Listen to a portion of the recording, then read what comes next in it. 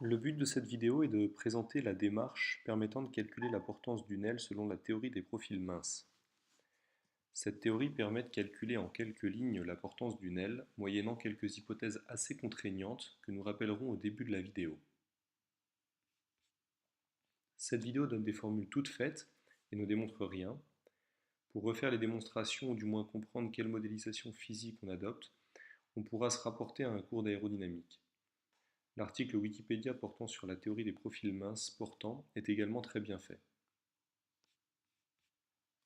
Tout d'abord, cette théorie modélise la portance d'un profil, c'est-à-dire d'une tranche infinitésimale d'aile.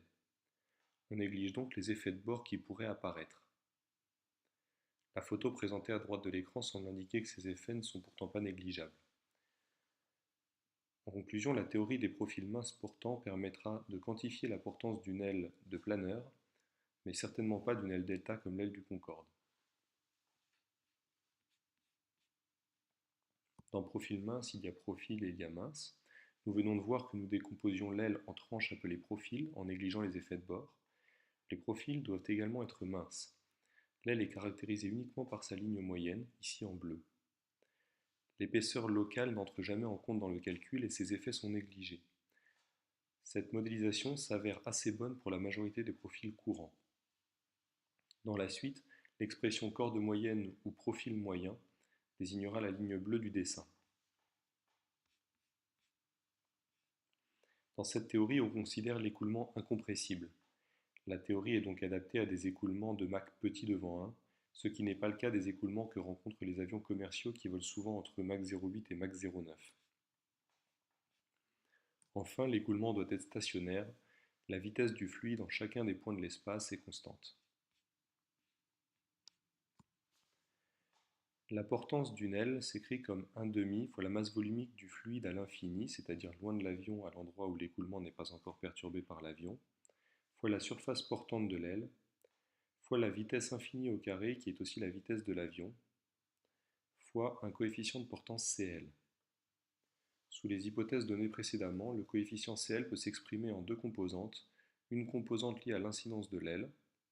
On comprend aisément qu'une aile qui présente un angle au vent va entraîner une portance, un peu comme si vous sortiez la main par la fenêtre de votre voiture sur l'autoroute et que vous l'incliniez par rapport au vent.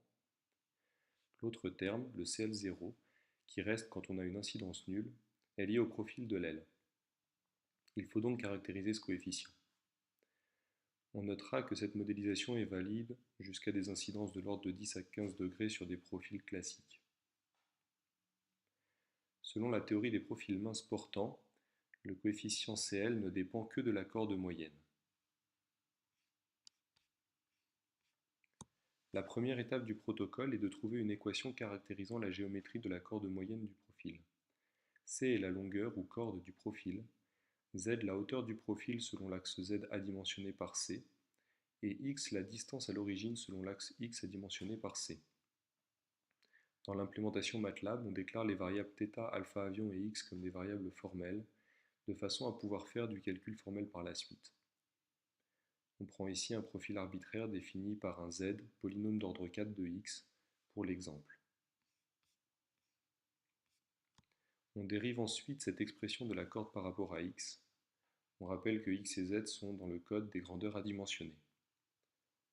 La théorie nous propose ensuite d'effectuer un changement de variable pour paramétrer X en fonction d'un paramètre θ.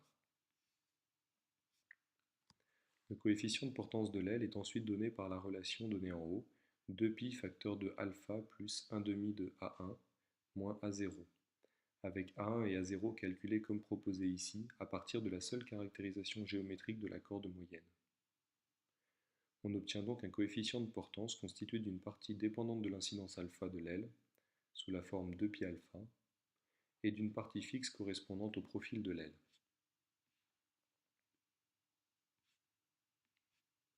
Pour calculer la portance de l'avion, il suffira de multiplier ce coefficient par les facteurs 1/2 de ρ SV carré évoqués précédemment. A noter que alpha est bien l'incidence de l'aile et non de l'avion, ce qui n'est pas la même chose dans le cas où l'aile n'est pas exactement parallèle à l'avion.